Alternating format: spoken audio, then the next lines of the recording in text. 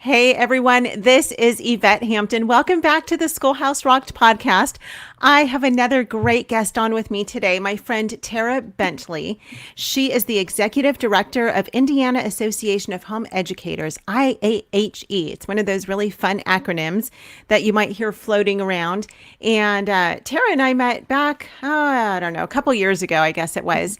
And we've just become friends. And she is such an encouragement to not just myself, but to so many homeschool families. She is a homeschool mom, but you've graduated, right? You're both of your girls from your Yes. homeschool. Yes. And so I want to talk about that. We're going to talk about a couple of things. We're going to talk today about state organizations and why they exist and who they are and what they do. And then Tara, because she homeschooled for many, many years, she has really learned some things along her journey. And one of those is how to build margin into your day and into your homeschool world. And so we're going to talk about that because she has some really good practical tips on that, because homeschooling can become very stressful. As we know, there's so much to do, and we're being pulled in so many different directions all the time as homeschool moms and dads. And so we're going to talk about that today. But first, Tara, welcome to the podcast. Well, thanks for having me. I would say that I've learned a lot about marginless living, but I am not an expert because I'm still going to be one of the busiest people you know. Yeah. That's why we had so much trouble, right? Getting this on our calendar. Yes. You are one busy lady. That is for sure. Yeah, I think this is probably the third or fourth time we have scheduled this podcast interview, and we finally have it rolling. So Yes. we're going to make it to the end this time. This is a great thing. So, Tara, tell us a little bit about your family and your homeschool journey, because I want our listeners to know you have just a pretty neat story about how you came into homeschooling and why you are part of your state organization. What brought you to that? Sure. So my husband and I, we lived in Ohio when we first got married and had our children. My girls are 7 years apart. So when my oldest actually reached school age, it never even occurred to us to do anything other than what we consider to be the norm, right? We went down, did the kindergarten sign up, and started putting her, off to school every day, just like we were supposed to, we thought. So we were on that track for many, many years. We eventually moved here to Indiana, where we are now. And somewhere in my daughter's 6th grade year, we started encountering different issues with the public school. And I don't need to dive too deep into any of that. But all that to say, we were one of those people who, what many people today refer to as a reluctant homeschooler. Mm-hmm. Yep. And I think that's probably the majority of homeschoolers today, because sure. many people find themselves doing this and they never thought that they would. So, and we were one of those people that it was going to be a temporary thing as well. I was only going to do this for 2 years. But that was 20 years ago, almost. Right. So now you are all in. I'm all in, but it didn't come fast. So I recognize, I can empathize with people when they start off the same way that I did. Sure. They're not all in for this until they start to reap some of the benefits. So I can understand that. Yeah. Yeah. So, and I love that, actually, because I love, when we came into it like you did, where, we were, as Heidi St. John says, accidental homeschoolers.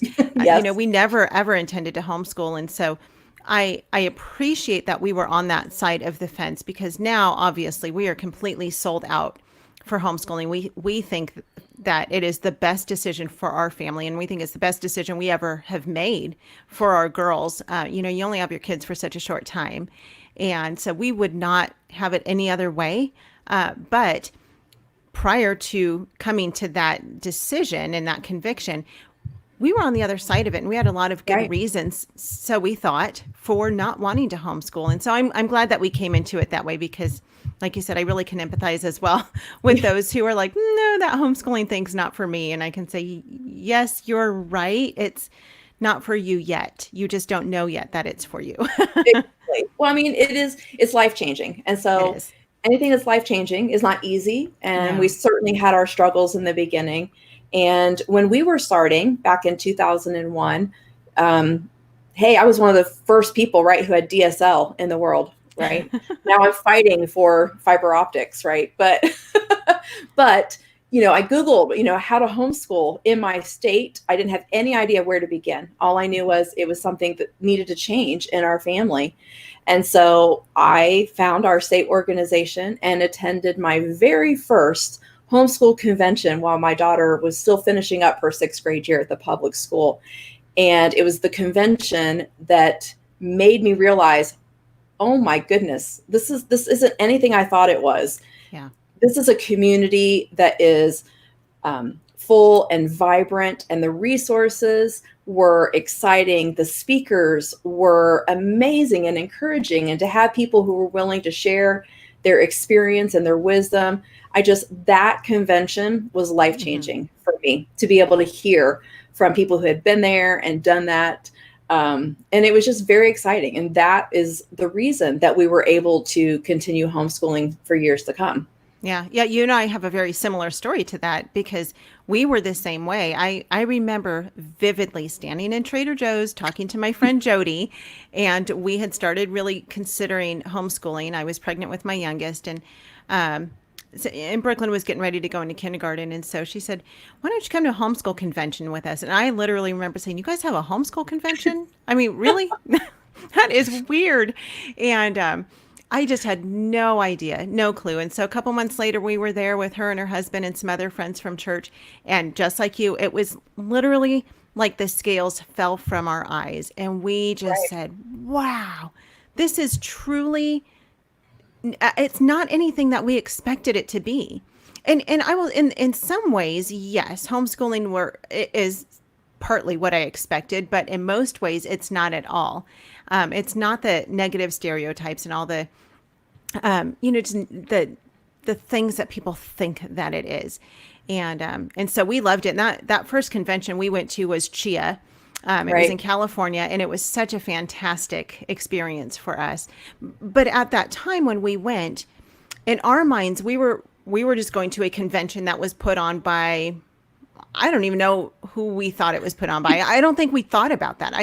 We just thought, well, okay, all these vendors got together, these speakers got together, and they put on this convention. And we went to the exhibit hall and saw, a wide array of curriculum and all sorts of resources for homeschooling. And then we went to all of these workshops, and it was completely overwhelming and completely exciting all at the same time.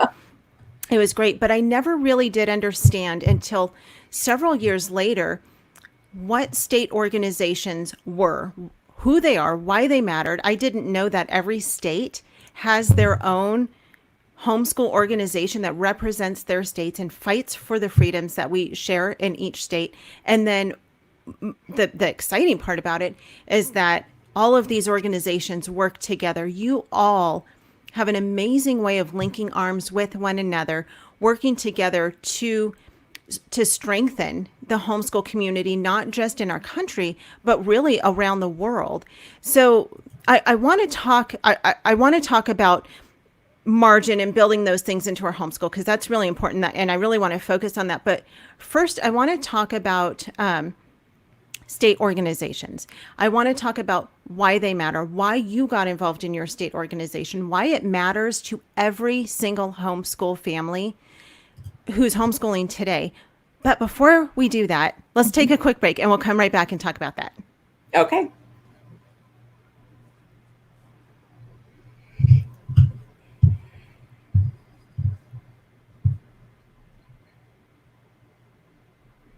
Okay, hold on one second. Take a drink. Okay.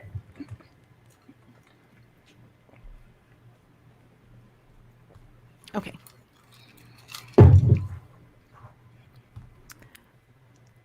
We are back with Tara Bentley.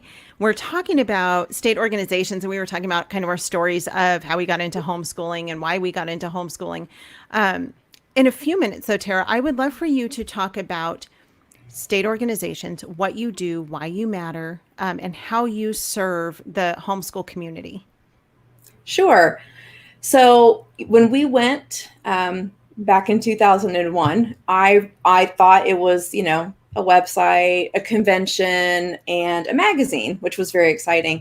And so there is that first place to get started, how helping families get started with homeschooling. I think that's the most visible piece of what we do as state organizations.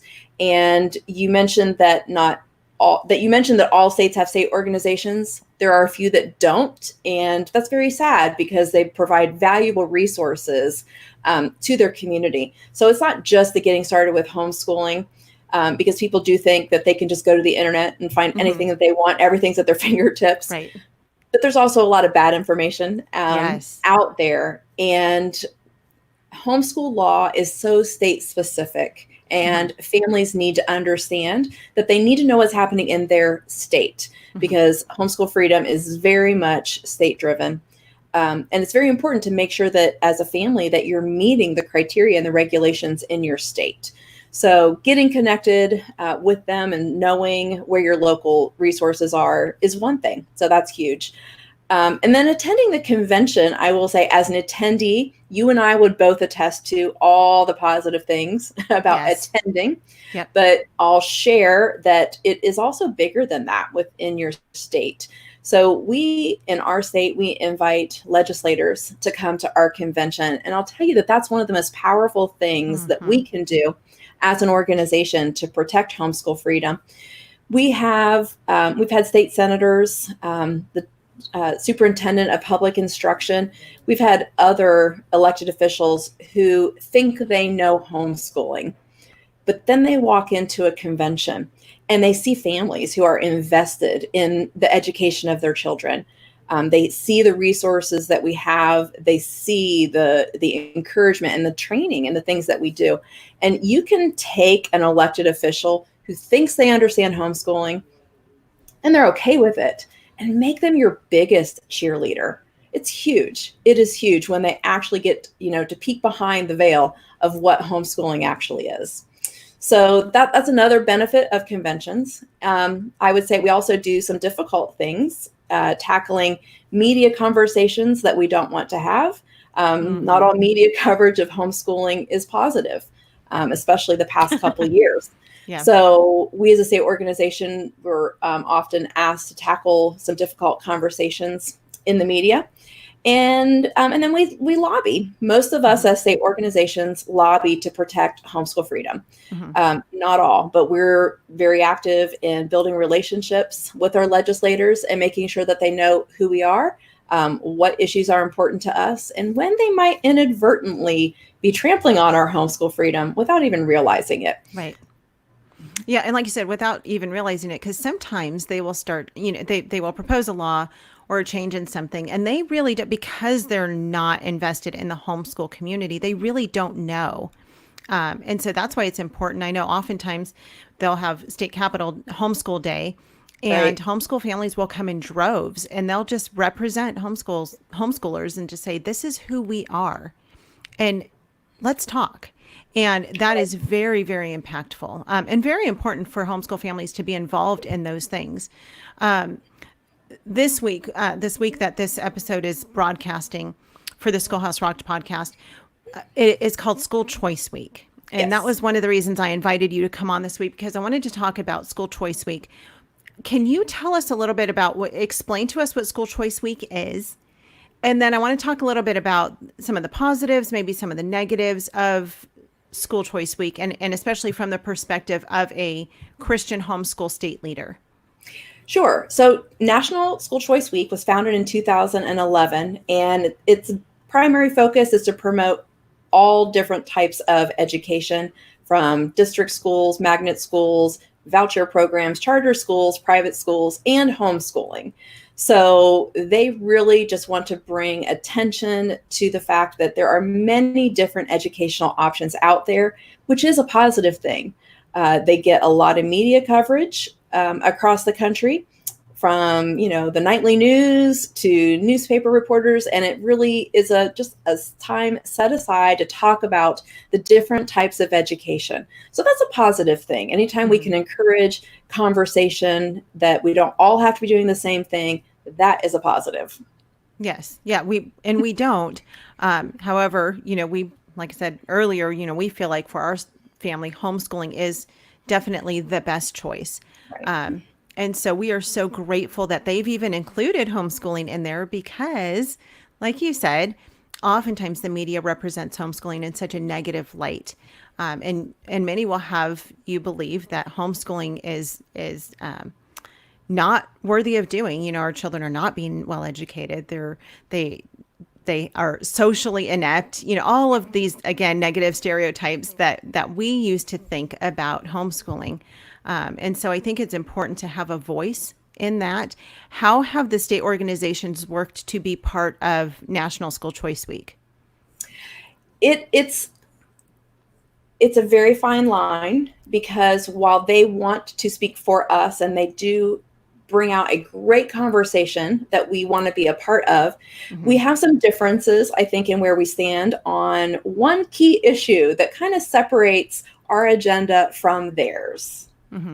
You want me to tell you what it is? Of course. It really comes down to funding. Most school choice advocates are primarily interested in freeing your tax dollars that are allocated for your per student back to the family, so that you could use it in a voucher school or a charter school. And they would say for homeschooling. And that is where many state orgs, and not all, but we're generally speaking, many of us are just very cautious about what strings that might bring to the homeschool community. Yep. Because Indiana is well known for having one of the largest voucher and charter programs in the country. It's often, shared out there as, the leading example. But what we've experienced here in our state in the past couple of years is also a lot of fraud and a lot of failure of some of these programs.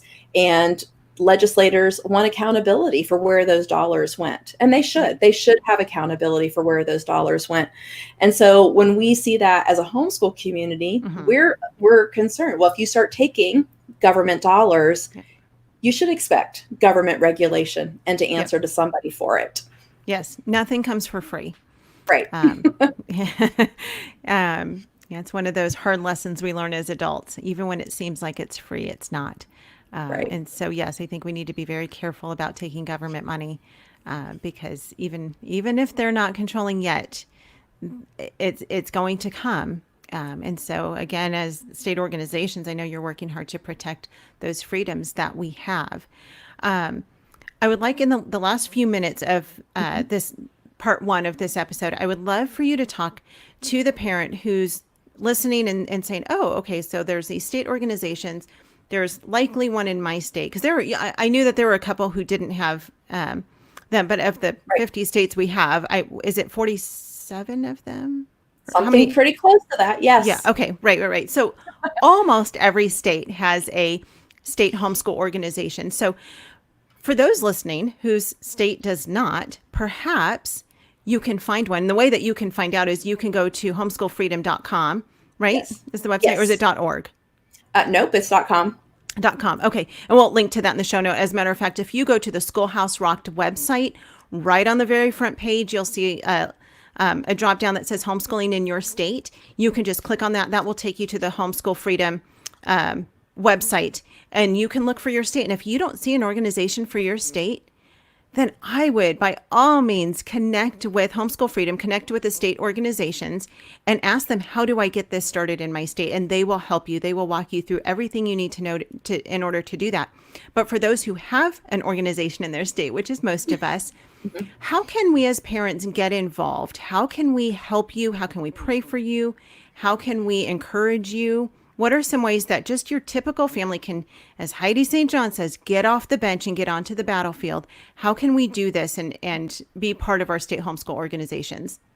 Well, it's a fabulous question. And I would say exactly what you said. First and foremost, pray. Pray for your state organizations. I would say that 99.9% of state leaders are volunteers. They have dedicated hours upon hours, years, if not decades, to serving the people in their state.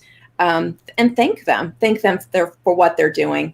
And then practically speaking, many states have membership. So you can encourage your state organization by joining them. That's one easy way to be a part of what they're doing. And attend their events, attend their conventions, be a part of it. get on their mailing list so that you know what's going on, follow their social media, engage there, and just be a part of the conversation and connect with them. They are there to serve. And so, if you see a need also, you can share that with them. Yeah. Yep. I love it. And going to state conventions is so much fun because you really get to see the people. And I mean, oftentimes I know that groups of moms will get together and they'll just take a mom's weekend away. They'll get a hotel room and they'll just have some time to just be encouraged and breathe a little bit, breathe in some encouragement, and, maybe get to sleep in a little bit with that little one's biting at their ankles, which is always fun. And so it is important, we're getting ready to do this online event. It's the Homegrown Generation Family Expo. Yes. And that is not meant to replace homeschool conventions, we very strategically placed it kind of right in the middle of the year when most homeschool families go through that homeschool slump and they just need some encouragement. And but it's not to replace conventions. It's actually to encourage you, like, this is what you guys need. You need constant, because I need constant encouragement all the time. And so sign up for your state convention, because it's not just going in order to help support your organization, but it's going so that you can be fed and encouraged, and so that you can physically look at the different curriculum that you might be considering, and you can talk to your leaders, and you can talk to the speakers and things like that. And so it's really important. And I love those suggestions of how people can be involved. We are out of time for this part of the podcast, but we're going to come back on Wednesday and we're going to talk about 5 steps to building margin in our day, because you are good at that. You've learned how to do that through your 13 years of homeschooling. So we're going to come back with some more encouragement on Wednesday. Tara, thank you so much for your time today. And again, homeschoolfreedom.com, right, is where people can find out more. And then where can people find out more? If people from Indiana are listening right now, how can they find out more about you and your organization, what you do? In our state, if you're in Indiana, we do encourage you to check us out. IAHE.net.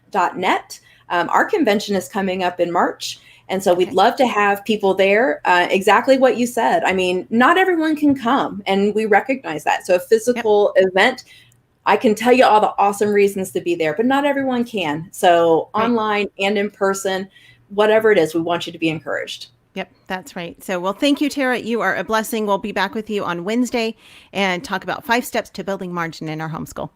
We'll see you guys on Wednesday. Bye.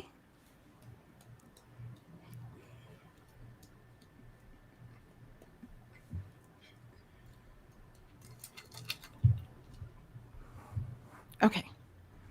All right. That went great. And we stayed on. That was amazing. I thought for sure we weren't going to get through that. Hold on one second.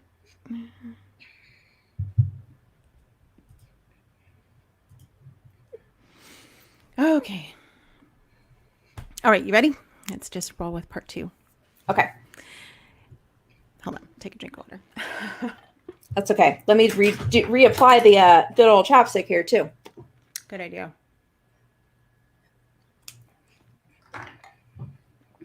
It's so weird. My mouth gets so dry every single time I podcast. I don't know why.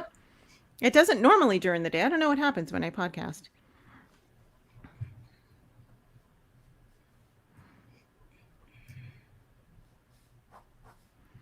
Okay. You ready? Sure. Okay. Let me wait till it turns. Hey everyone, this is Yvette Hampton. Welcome back to part 2 of the podcast with Tara Bentley. Tara is the executive director of the Indiana Association of Home Educators. I got that right. IAHE is your fun acronym. And we talked on Monday about state organizations. We talked about conventions. We talked about how to be involved and why it matters. And we mentioned that Tara also, she's a veteran homeschool mom. She's graduated both of her daughters. And so she's got some really practical tips on how to build margin into our homeschool. You know, as homeschool moms, we can find ourselves very overwhelmed, very stressed out because we are being pulled in a million different directions, it seems. And, I've got two kids. I've got two girls, and Tara has two girls, actually. So we have that in common. My girls are almost 5 years apart. And Tara, you said yours are 7, correct? 7 years apart. Yeah. So we both have gaps in between our Yes. girls. And whether you have one child, two children, 10 children, it doesn't matter. Every homeschool mom that I have ever met always has a sense of just feeling like she's not doing it enough of what she needs to do, because you've got homeschooling, you've got your family just responsibilities to take care of, doctor's appointments, grocery shopping, meal preparation, menu preparation, which is my least favorite thing. And that's just in addition to just normal everyday life with our kids, which is the greatest blessing of homeschooling. But it almost seems sometimes like, okay, kids, I need you to sit down and be quiet because I have things to do. And those things that I have to do all pertain to you, but you're you're in my Right. way. And though we don't say that out loud, I know that for myself, if I'm being honest, I often feel that way. Like my girls are not a nuisance to me at all. They are such a blessing, and I would have it no other way. But like I have this agenda, I have this list of things that I need to get done. And now I've got these children who also need my attention. Right. So Tara, talk with us as one who's been there. You've been through it. You've graduated both of your girls now. How do you find ways to build margin into your homeschool? Encourage us moms. Well, let's start with one quick confession, is that anything I know about margin, I know more from failure than success. And I think most people would, again, fall in those lines. My bookshelves are full of books on how to get more done, right? How to be a task manager, how to be organized, how to create margin, how to be focused, and all of these things. This is a constant lifelong battle. We said my youngest daughter graduated her 5 years ago.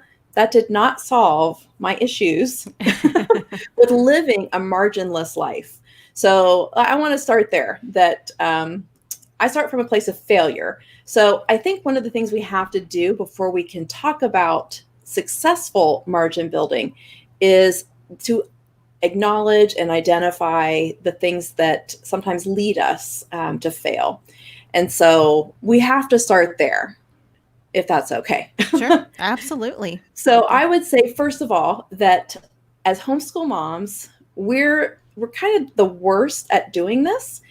And that's because we've made a choice in our family to do something that is very countercultural, right? We've decided to take on the education of our children. And that's not something that the rest of society necessarily respects or honors or supports. Mm-hmm. We're raised in a culture that tells us, do everything. You can do all of these things that you want to. You can do anything that you want to.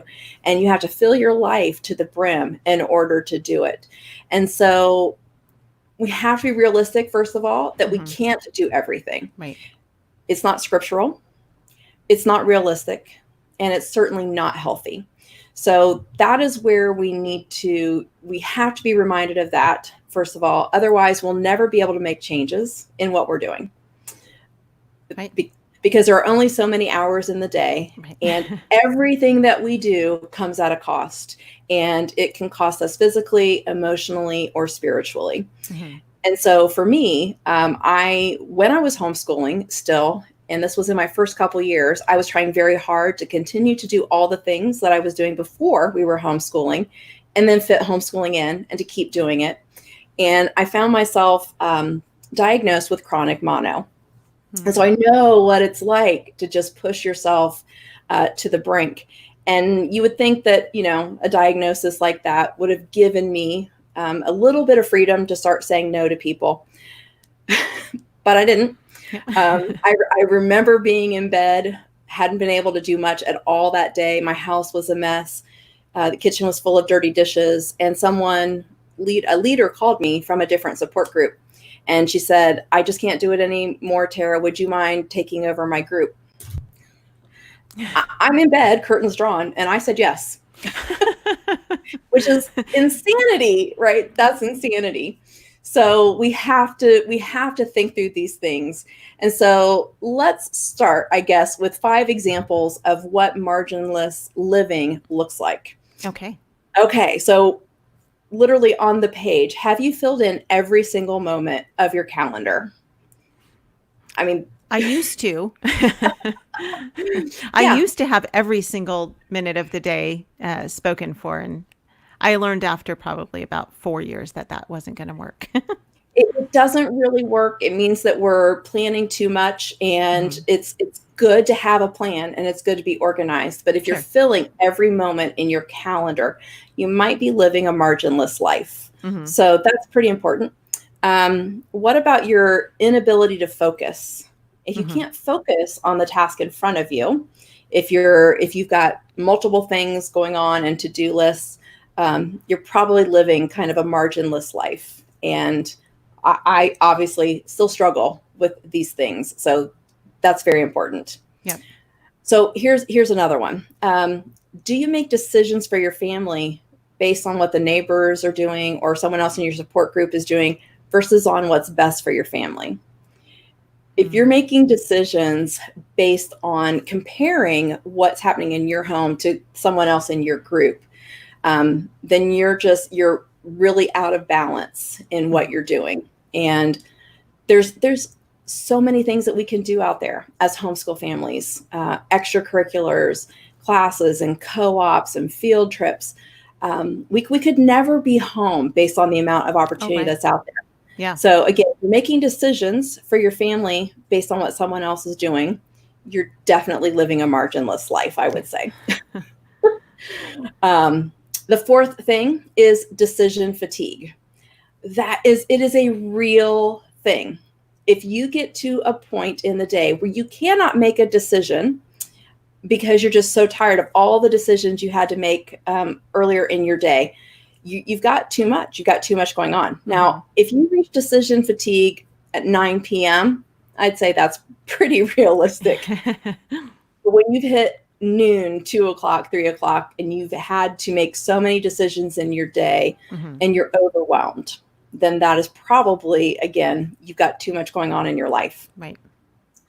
And I'm going to say the fifth thing that we're going to say is an indicator of living a marginless life is always being available to anybody who asks, always answering every text message right away, answering every Facebook notification right away, every phone call right away, every play date that comes up.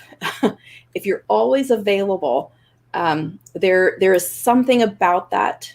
There's something about us, I think, as women, as Christian moms who want to serve and who want to love on people. That's what we're called to do. Right. But we don't have to always be available. I have a really hard time with this one. My phone is always at my side. I love to answer people when they need me. And I feel like that's honoring them. So I struggle with that a little bit, but we can't always be available to everybody and still do what we're called to do. Yeah. It's so interesting how that has shifted in our lifetime, because Yes. I remember Garrett and I got married in 1995. As a matter of fact, we're just celebrating our 25th wedding anniversary. And I remember when we first got married and no one had cell phones. Like, it just wasn't Right. even a thing. The people who did have them were people who had a lot of money, and they would kind of show off and they would talk on their phones in public, and everyone else would look at them like they were crazy. And so we didn't deal with that. Even as teenagers, we didn't deal with that. We had one phone in our house that was shared between my sister and myself and our parents. And we were lucky if we got to talk to our friends for 30 minutes because we had to share it. And we weren't going to sit and talk on the phone all night long.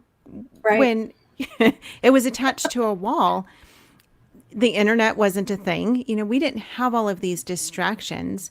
And so there's been such a shift of where our attention has gone as moms today than where our mom's attention was 30, 40 years ago.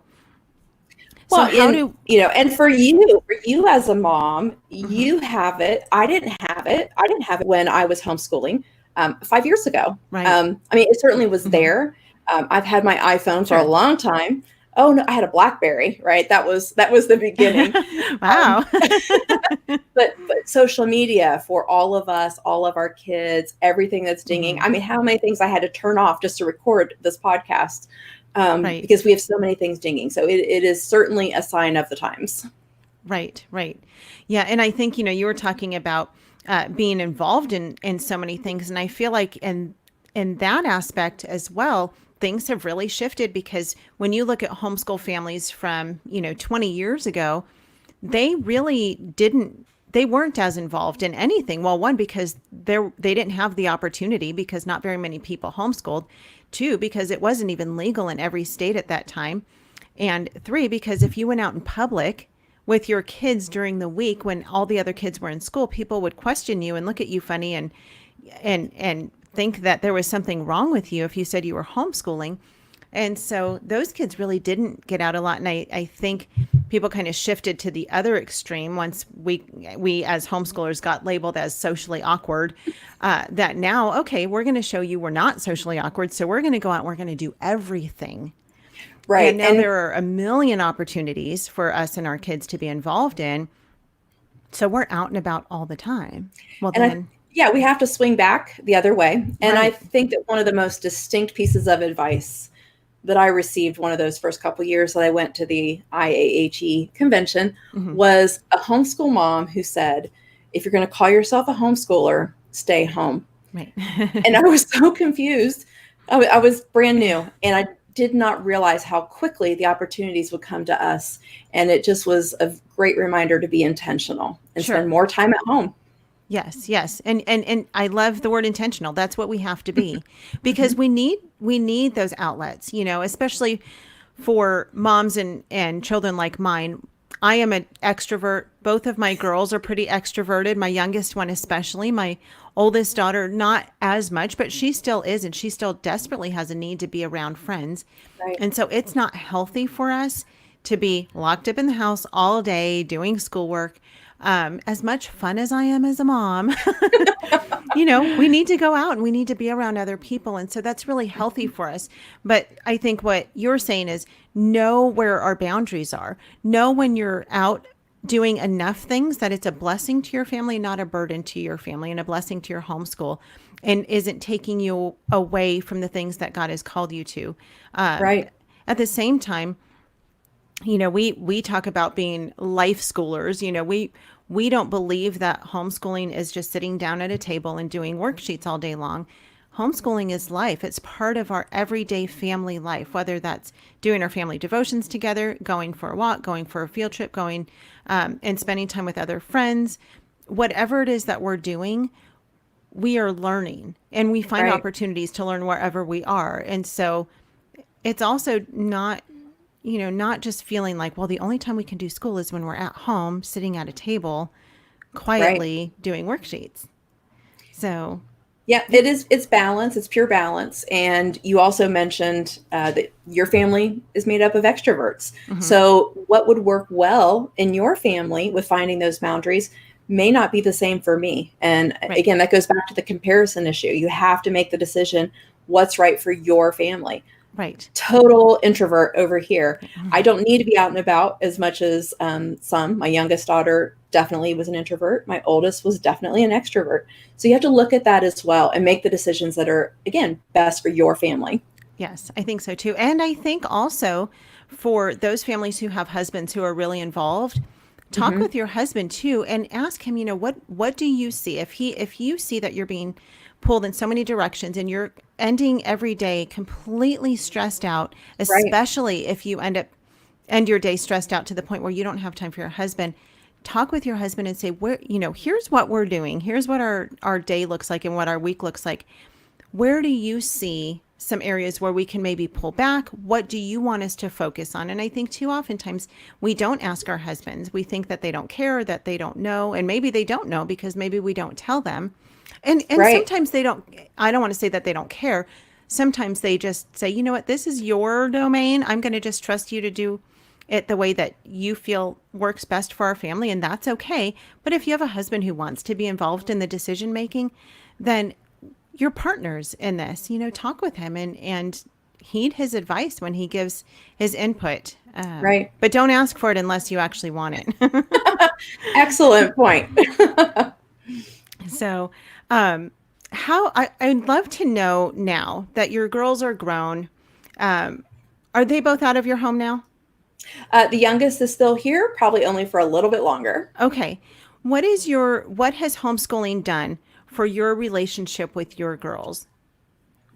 I think that it clearly bonded our family a lot more, and that's what's exciting, that you don't have this artificial separation between you and your children, which I think is a large part of what the public school can do in many families.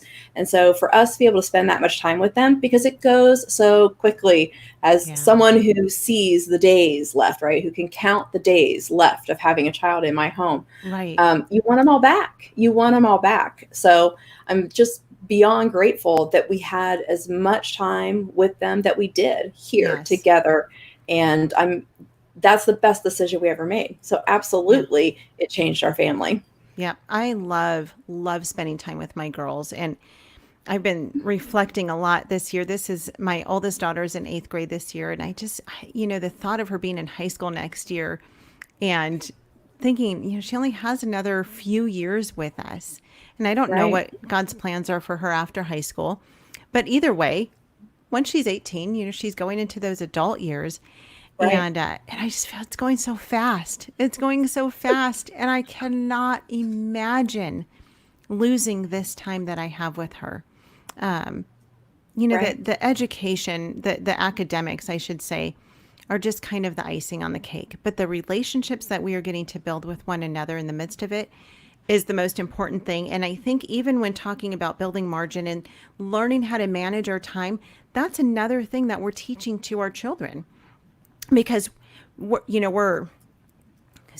are raising adults. We're not raising children. We are raising our Right. kids to become adults. And so we want to teach them, just like we want to teach them responsibility with taking care of a family, dishes, laundry, meal preparation, all of those things that are the practical part of taking care of a family. We also want to teach them how to manage their time well. As a matter of fact, I have a brilliant husband. Can I just tell you that? I really like him a lot. Sure. So I've stayed married to him for 25 years. We were trying to figure out what is the best way to really help our girls to understand the importance of diligence and doing the work that they are responsible to do, whether it's housework or schoolwork or whatever it is. And so the other day we sat down, and it was Garrett and I had talked about this, the night prior, but I didn't know he was going to go at it, just go down this trail with them. It was so fun. We sat down for our family Bible time the other morning. I guess it was Monday morning. And Garrett said, okay, this is what we're going to do. He said, you girls are going into business for yourselves.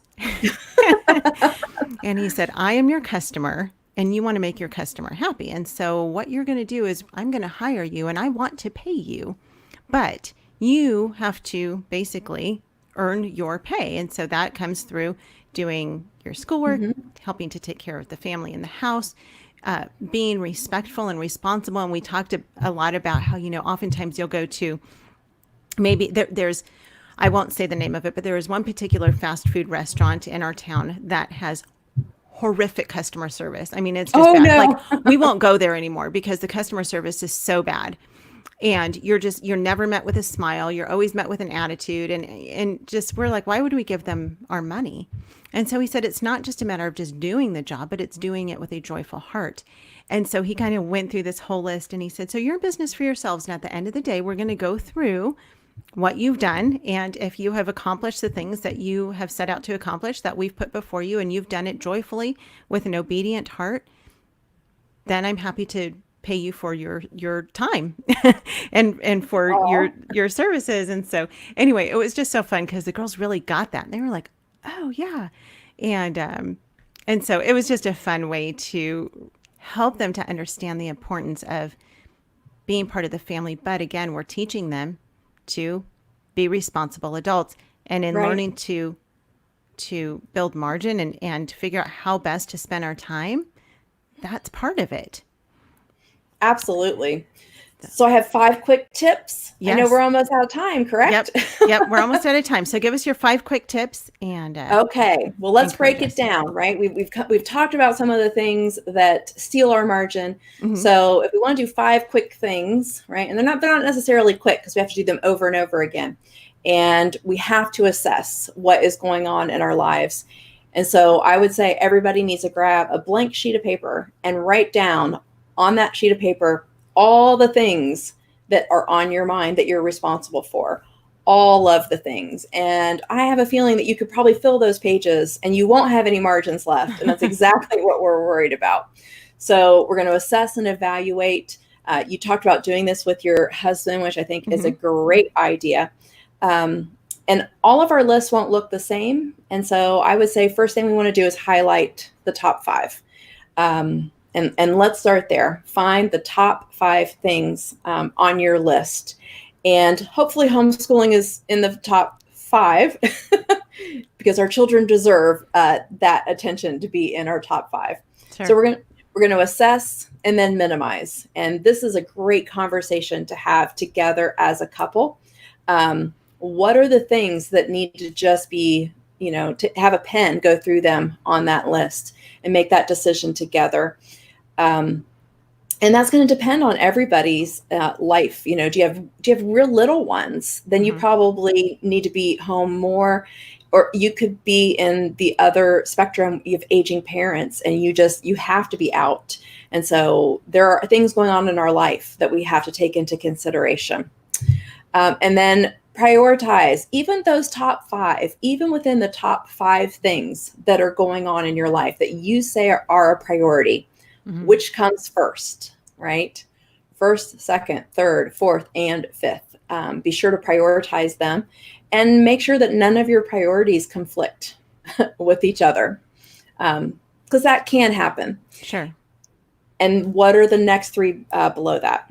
And then number 4, we're going to draw some boundaries around this in our life. We have to draw boundaries both in our calendar, setting aside the time, the real time that it takes to do these things, and setting boundaries with some of the people around us, some of the critics around us, some of the people who used to always get a yes from us might start getting a no. So we want to prepare some answers for them and the ability to say no. And even create some hard and fast rules within your family so you don't have to think about it. We talked about decision fatigue, right? Well, if you just have some, rules that are hard and fast. So as a family, we've decided we don't do this. Maybe we don't do sleepovers. So you don't have to have the conversation over and over again. That we will have dinner together X number of nights of the week. So we don't take on too many evening activities. Things like that we can just know, well, we've already made that decision, so I don't have to keep going back to decide that. And number 5 to building margin is preparation. And this is using technology at its best, using it for what it's designed for. And this is automating some of that meal planning. It is okay to have the same monthly meal plan over and over again, right? Yep. It's okay to have Amazon deliver to you once a month the things that you need. During some stressful periods in my life, there was always one thing that I always managed to forget off of our grocery list. And that was toilet paper. My family would constantly run out of toilet paper. I have talked about this for years. That's a problem. It can be a problem. But you know what? Amazon will put it on my list every month if I ask them to. Amazing. Nice. Ordering your groceries online for pickup can save time. Creating a list that wardrobe, right? I mean, pick a wardrobe. Steve Jobs, always wore the same thing, right? And he had other things to think about. He didn't want to have to make that decision over and over again. And I would say use external brains, right? There are some things, remembering passwords. There's no reason you should have to struggle to find a password these days with all the tools that are out there. Using family calendars that we share. So we prepare to create margin in our life when we do the things once, right? That we can do them well once and then automate and have them go over and over again. Yeah. So those are 5 quick tips, I think, that I hope will be helpful. Yes, those are very helpful. And again, it goes back to what you're saying, being intentional about Yes. all of those things. You have to intentionally do those things. And sometimes it takes a little bit of time to set those things up, to set up your menu, to set up a calendar, to figure out exactly what works best. But once you take the time to set it up, it ends up saving a whole lot of time in the long Right. run. And these are, these things are, again, these are lifelong tips or Hmm. skills that we can work with our children on. We set Right. great examples for them when we do this, and this is how we get it done through the rest of our life as Yeah. well. Yeah, that's right. Well, Tara, thank you so much for being on with us today. You are such an encouragement, and I am excited to have the opportunity to talk with you. I know we talked about this being National School Choice Week. So, for those who are already homeschooling, I am so grateful that you have chosen to have your kids at home with you and to educate them and disciple their hearts. For those who are maybe thinking about homeschooling, just keep praying about it and listen to some podcasts. Join us for the Homegrown Generation Family Expo. We're going to be talking a lot about homeschooling and giving you some great encouragement. Attend a homeschool convention in your state. Find out about your state organizations and why they exist and what they're doing, and how they really matter to you, because they really do matter. And just trust the Lord. He's going to fill in all of the gaps. There are always going to be gaps, but Yes. trust Him because He will fill those in. He's going to give you everything that you need. You just bring to Him what it is that you have, and He's going to be faithful with the rest of it. So thank you, Tara.